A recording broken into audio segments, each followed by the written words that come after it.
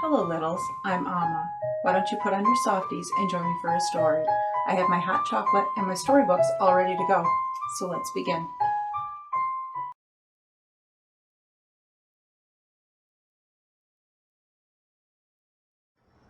Hello, littles. Welcome back for Chapter 4 of The Wonderful Wizard of Oz. The Road Through the Forest. After a few hours, the road began to become rough, and the walking grew so difficult that the Scarecrow often stumbled over the yellow bricks, which were here very uneven. Sometimes, indeed, they were broken or missing altogether, leaving holes that Toto jumped across and Dorothy walked around. As for the Scarecrow, having no brains, he walked straight ahead, and so stepped into the holes and fell at full length on the hard bricks. It never hurt him, however, and Dorothy would pick him up and set him upon his feet again, while he joined her in laughing merrily at his own mishap. The farms were not nearly so well cared for here as they were farther back. There were fewer houses and fewer fruit trees, and the farther they went, the more dismal and lonesome the country became.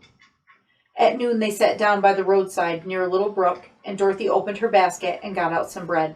She offered a piece to the Scarecrow, but he refused. "I am never hungry," he said, "and it's a lucky thing I am not, for my mouth is only painted, and if I should cut a hole in it so I could eat, the straw I am stuffed with would come out, and it would spoil the shape of my head." Dorothy saw at once that this was true, so she only nodded and went on eating her bread. "Tell me something about yourself and the country you came from," said the Scarecrow when she had finished her dinner. So she told him all about Kansas and how gray everything was there, and how the cyclone had carried her to this queer land of Oz. The Scarecrow listened carefully and said, "I cannot understand why you should wish to leave this beautiful country and go back to the dry, gray place you call Kansas." "That is because you have no brains," answered the girl. "No matter how dreary and gray our homes are, we people of flesh and blood would rather live there than in any other country. Be it ever so beautiful, there is no place like home." The Scarecrow laughed. "Of course I cannot understand it," he said. "If your heads were stuffed with straw like mine, you would probably all live in the beautiful places, and then Kansas would have no people at all. It is fortunate for Kansas that you have brains." "Won't you tell me a story while we are resting?" asked the child. The Scarecrow looked at her reproachfully and answered, "My life has been so short that I really know nothing whatsoever. I was only made the day before yesterday. What happened in the world before that time is all unknown to me. Luckily, when the farmer made my head, one of the first things he did was to paint my ears so that I heard what was going on. There was another Munchkin with him, and the first thing I heard was the farmer saying, 'How do you like those ears?'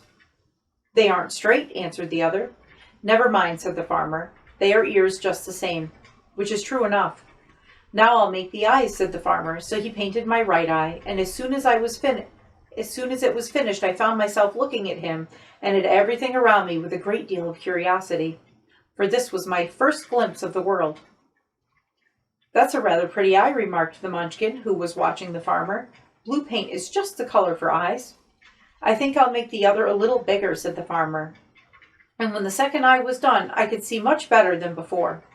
Then he made my nose and my mouth, but I did not speak because at the time I didn't know that that's what a mouth was for. I had the fun of watching them make my body and my arms and legs, and when they fastened on my head, at last I felt very proud, for I thought I was just as good as a man as anyone. "This fellow will scare the crows fast enough," said the farmer. "He looks just like a man." "Why, he is a man," said the other, and I quite agreed with him. The farmer carried me under his arm to the cornfield and set me up on the tall stick where you found me. He and his friend soon after walked away and left me alone. I did not like to be deserted this way, so I tried to walk after them, but my feet would not touch the ground, and I was forced to stay on that pole. It was a lonely life to lead, for I had nothing to think of, having been made such a little while before. Many crows and other birds flew into the cornfield, but as soon as they saw me, they flew away again, thinking I was a Munchkin. And this pleased me and made me feel that I was quite an important person.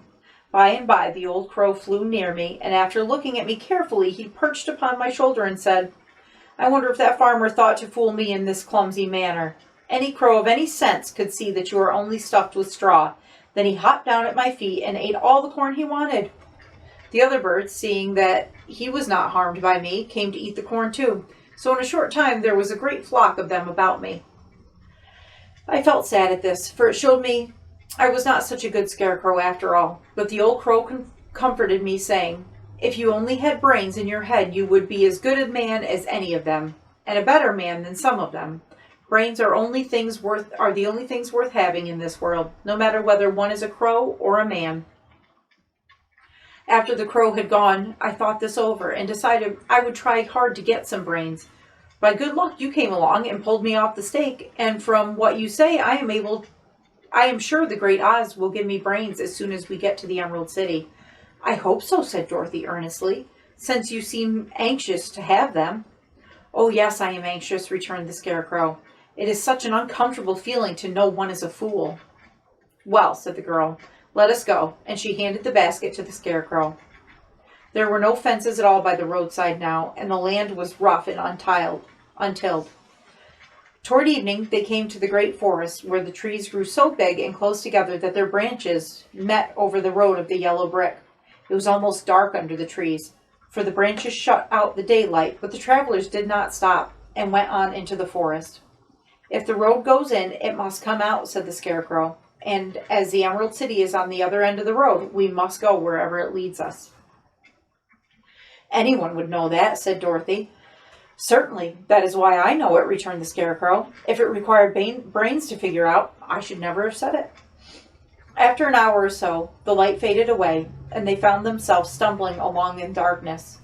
Dorothy could not see at all, but Toto could, for some dogs see very well in the dark, and the Scarecrow declared he could see as well as by day. So she took hold of his arm and managed to get along fairly well.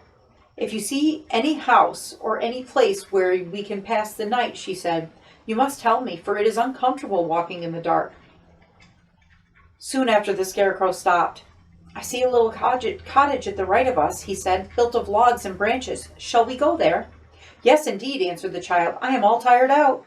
So the Scarecrow led her through the trees until they reached the cottage, and Dorothy entered and found a bed of dried leaves in one of the corners. She lay down at once, and with Toto beside her, she soon fell into a sound sleep. The Scarecrow, who was never tired, stood up in another corner and waited patiently until morning came.